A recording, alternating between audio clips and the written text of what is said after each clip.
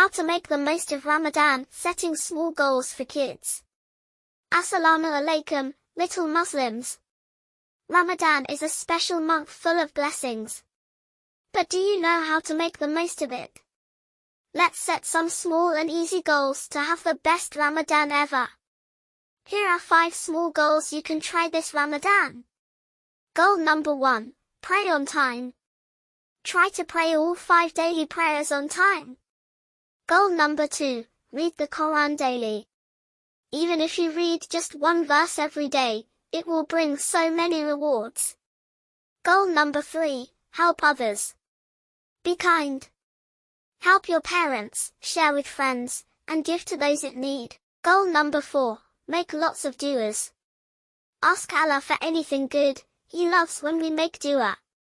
Goal number 5, control anger and speak kindly. Let's try to be patient, kind, and use good words this Ramadan. Little Muslims, if you do these simple things, you'll have an amazing Ramadan. Which goal will you try first? Comment below.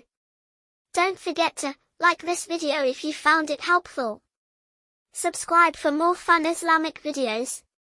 Share with your friends and family. See you in the next video, inshallah.